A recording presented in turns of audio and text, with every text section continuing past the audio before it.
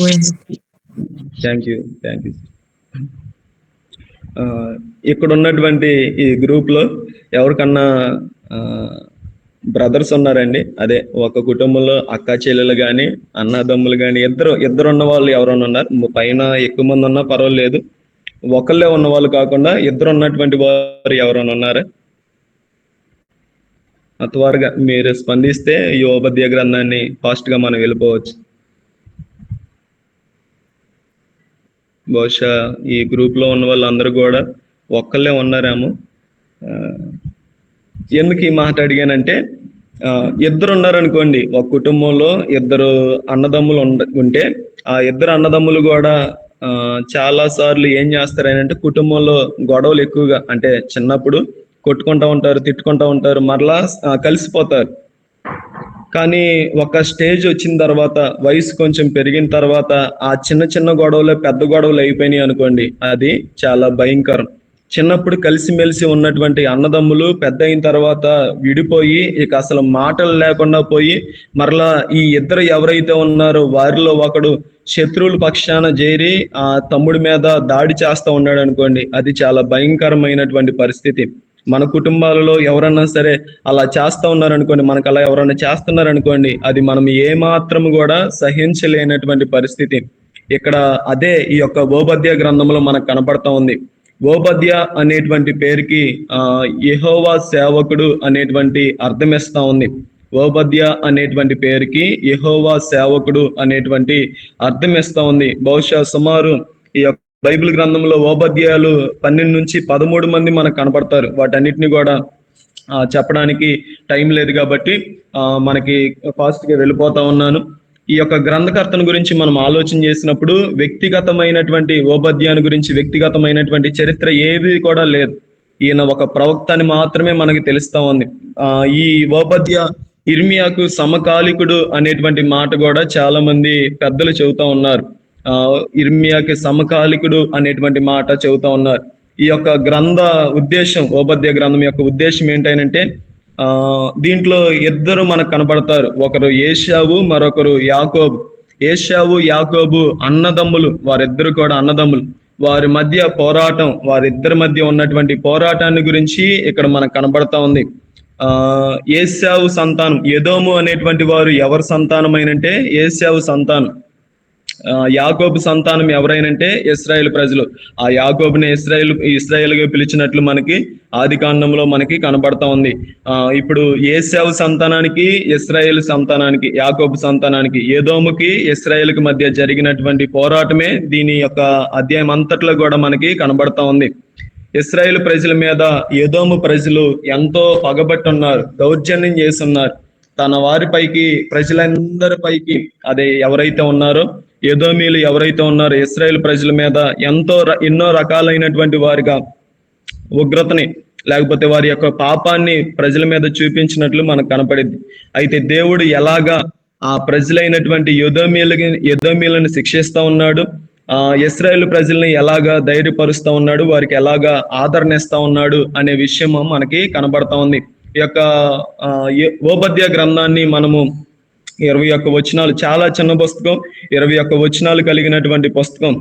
దీన్ని మనము ఈ రీతిగా విభజిస్తే, ఎదోముని గురించి, ఓబద్య పట్టణాన్ని గురించి, ఓబద్య పుస్తకాన్ని గురించి ఈ రీతిగా మనము విభజిస్తే, 1వ వచనం నుంచి 16వ వచనం వరకు ఎదోము నాశనము, 1వ వచనం నుంచి 16వ వచనం వరకు ఎదోము నాశనము అక్కడ మనకు కనబడతా ఉంది. దాంట్లో మరలా దాన్ని 3 భాగాలుగా విభజిస్తే, ఎదోము క్రింద పడద్రోయబడుట, ఎదోము క్రింద పడద్రోయబడుట 1వ వచనం నుంచి 9వ వచనం వరకు. తర్వాత కింద పడద్రోయబడుటకు కారణం ఏంటి, వాళ్ళు కింద పడద్రోయబడుటకు కారణం ఏంటి, 10వ అధ్యాయము 10వ వచనం నుంచి 14వ వచనం వరకు. కింద పడద్రోయబడుట యొక్క లక్షణాలు 15 నుంచి 16 వరకు. అది మొదటి పాయింట్ లో. 2వ పాయింట్ లో ఇశ్రాయేలు యొక్క విమోచన 17వ వచనం నుంచి 21వ వచనం వరకు. దాన్ని మరలా విభజిస్తే ఇశ్రాయేలు జయము 15 నుంచి 18 వరకు, ఇశ్రాయేలు తన స్వాస్థ్యమును స్వతంత్రించుకొనుట 19, 20 వచనం, ఇశ్రాయేలు స్థిరపడుట 21వ వచనం.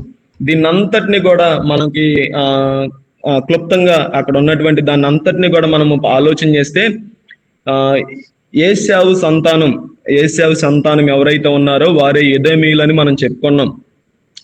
యాకోబు సంతానము ఎవరైతే ఉన్నారో వారు ఇశ్రాయేలీలు అని మనం చెప్పుకున్నాం. ఇస్సాకు ఇస్సాకుకి ఇద్దరు కుమారులు పుట్టారు. ఆ ఇద్దరు కుమారులు ఎవరైనంటే ఏశావు, యాకోబులు. ఇది ఆది కాండంలో మనకి ఈ బ్యాక్గ్రౌండ్ అంతా కూడా చాలా ఎక్కువ. అక్కడి నుంచి వస్తే గాని మనకి చాలా విషయాలు, ఈ పుస్తకములు ఎందుకు ఎదోమును గురించి అంతగా చెప్పాడు అనే విషయం మనకు అర్థమైంది. ఏశావు నుంచి వచ్చినటువంటి వారిని ఎదోమీలు అని పిలిచారు, యాకోబు నుంచి వచ్చినటువంటి వారిని ఇశ్రాయేలీలు అని పిలిచారు. ఆ ఏశావు తన యొక్క జ్యేష్ఠత్వాన్ని ఒక సందర్భంలో అమ్ముకున్నాడు. దాని తర్వాత ఏశావు యొక్క దీవెనలు ఎలాగ కోల్పోయాడు. అక్కడి నుంచి పగ మొదలైనప్పుడు ఆ సమయాలలో వారిద్దరూ ఇస్సాకు చనిపోయిన తర్వాత ఇద్దరు కూడా కలుస్తారు, ఇద్దరు కూడా చక్కగా ఉంటారు, ఇద్దరు కూడా చక్కగా వాళ్ళు మాట్లాడుకుంటారు. కానీ దాని తర్వాత వచ్చేటువంటి తరాలు ఏవైతే ఉన్నాయో ఆ పగని కంటిన్యూ చేస్తూ వచ్చినాయి. బహుశా మన పితరులు, మన తాత వాళ్ళు ఏదైనా గొడవ పెట్టుకున్నారనుకోండి, ఆ గొడవ వారితోనే అంతమైతే చాలా బాగుండేది. కానీ ఆ గొడవను ఏం చేస్తున్నారు, తండ్రులు మోస్తా ఉన్నారు. తండ్రులు మోసిన తర్వాత కుమారులకు అప్పగిస్తా ఉన్నారు. అన్ని పగల గురించి చెబుతా ఉన్నారు. ఆ పగలు మరలా ఇప్పుడు మనం ఏదన్నా పగను మోస్తా ఉన్నాం అనుకోండి, ఇక ఆ పగతో మనం ఏం చేస్తాం, మన శత్రువులుగా పిలువబడేటువంటి వారితో, మనం పిల్లలు ఎవరైతే ఉన్నారో వారితో మీరు మాట్లాడొద్దు, వారిని మీరు కలవద్దు, వారి దగ్గరికి మీరు వెళ్ళొద్దు అని మన పిల్లలకు కూడా అదే నేర్పిస్తా ఉన్నాం. అది మనము ఏమాత్రము కూడా మన తరంలో వచ్చినటువంటిది ఏదైతే ఉందో అది మనతోనే అంతమైపోవాలి. అది దేవుని పిల్లలమైనటువంటి మనము ఎంత పెద్ద శత్రువునైనా సరే మనం క్షమించే వారుగా ఉండాలి. కానీ ఈ యొక్క ఎదోమీలు చేసినటువంటి గొప్ప పాపం ఏంటంటే సొంత తమ్ముడు వంశం ఏదైతే ఉందో వారి మీద పగబెట్టినట్లు, వారి మీద ఎంతో అన్యాయంగా దాడి చేసినట్లు మనకు కనబడతా ఉంది. ఎదోమీయులు వారు వారికి ఉన్నటువంటి పట్టణము పెట్రా అనేటువంటిది వారికి ఉన్నటువంటి ఒక గొప్ప పట్టణం. పెట్రా అంటే రాళ్లతో కట్టబడినటువంటి పట్టణం అది. దాన్నే పేతురుని పెట్రాస్ అని పిలుస్తారు. పేతురుని పెట్రాస్ అంటే రాయిగా పిలువబడతా ఉంది. ఈ యొక్క ఎదోమీయులు వారు ఎక్కడ నివసిస్తారంటే వారు ఒక పెద్ద రాళ్లతో కూడినటువంటి పట్టణాన్ని నిర్మించుకున్నారు.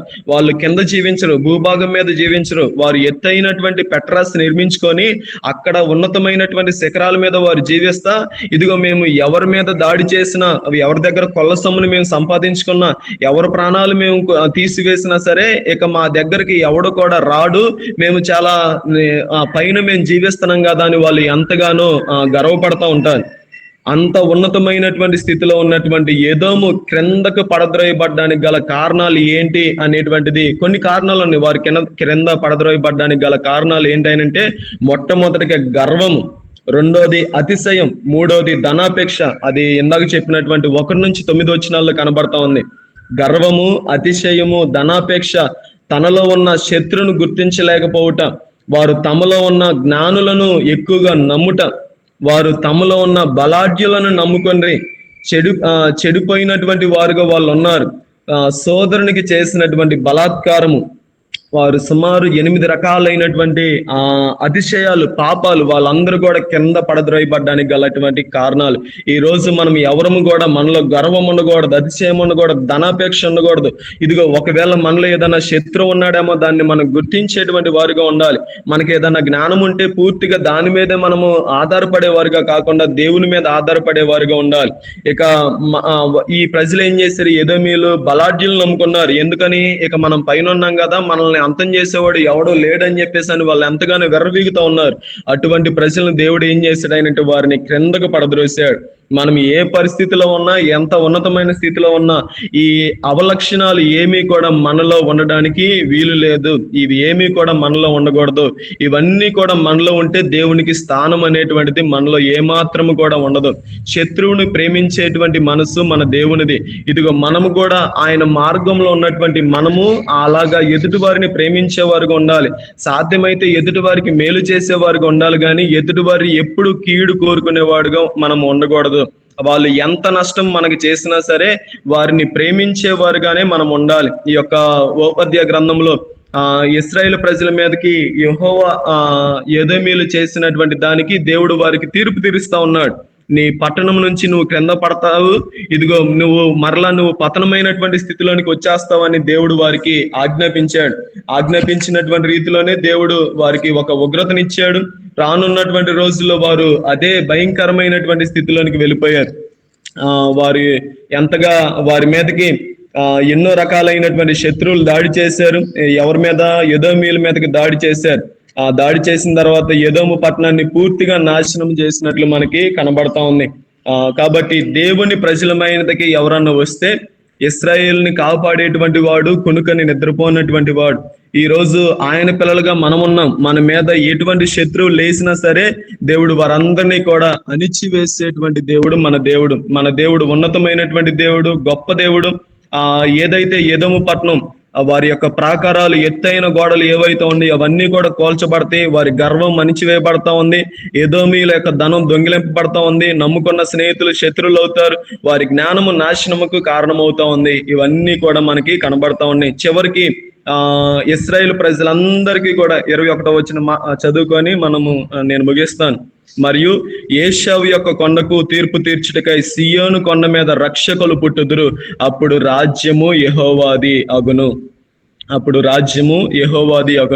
ఇదే క్రొత్త నిబంధనలకు వచ్చేసరికి ఏశావు సంతానమైనటువంటి వాడు హేరోదు మనకు కనబడతాడు. ఇశ్రాయేలు సంతానానికి చెందినటువంటి వారు యేసుక్రీస్తు ప్రభు వారు మనకు కనబడతాడు. అక్కడ మొదలైనటువంటి పాత నిబంధన ఆది కాండంలో మొదలైనటువంటి పగ క్రొత్త నిబంధనలకు వచ్చేసరికి కూడా కొనసాగుతూ వచ్చింది. ఇక హేరోదు ఏం చేశాడు? యేసు ప్రభు వారు పుట్టినప్పుడు ఆయన్ని చంపాలని ఎంతగానో ప్రణాళిక వేశాడు. కానీ దేవుని ప్రణాళిక చాలా గొప్పది కాబట్టి యేసుక్రీస్తు ప్రభు వారిని చంపకుండా ఆయన గొప్పగా తప్పించినట్లు మనకు కనబడతా ఉంది. అక్కడ మొదలైనటువంటిది అది కొనసాగుతూ వచ్చింది. చివరికి క్రీస్తు శకం 70లోనికి వచ్చేసరికి ఆ యొక్క పట్టణాలు పూర్తిగా నాశనం అయిపోయినట్లు, ఏ మాత్రము కూడా ఎదోము అనేటువంటిది లేకుండా చేసినట్లు, సుమారు 300 క్రీస్తు శకంలో ఇవన్నీ కూడా చాలా వరకు నాశనం అయిపోయినట్లు, ఇక దాని గురించి ఏ మాత్రం కూడా కనపడినట్లు మనకు కనబడతా ఉంది. ఇప్పటికీ ఇశ్రాయేల్ దేశం కనబడతా ఉంది. ఇశ్రాయేల్ని దేవుడు ఎలాగ ఆశీర్వదిస్తా ఉన్నాడో మనకు అర్థమవుతా ఉంది. ఈ రోజు దేవుని పిల్లలమైనటువంటి మనము మన మీదకి శత్రువు దాడి చేసినప్పుడు మనం కొన్నిసార్లు మౌనంగా ఉందాము. దేవునికి అవకాశం ఇద్దాము. దేవుని గొప్పతనాన్ని అనేక మంది ప్రజలకు తెలియజేద్దాము. దేవుడు మనల్ని ప్రేమిస్తున్నాడు, ఎదుటి వారిని మనం ప్రేమిద్దాం.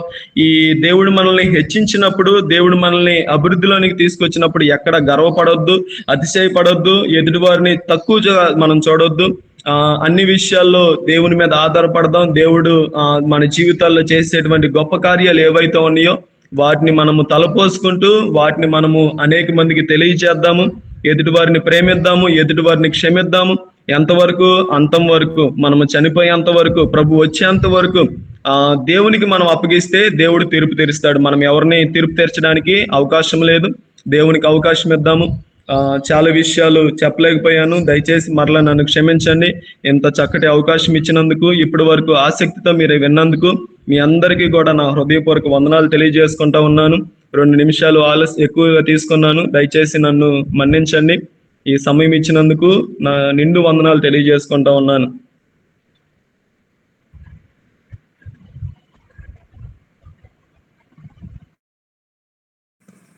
Thank you so much brother for sharing.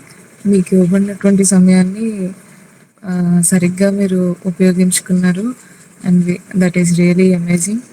So మీరు మంచిగా లైక్ దేవుడు మిమ్మల్ని బలంగా వాడుకోవాలని ఇంకా అనేకమైన విషయాలు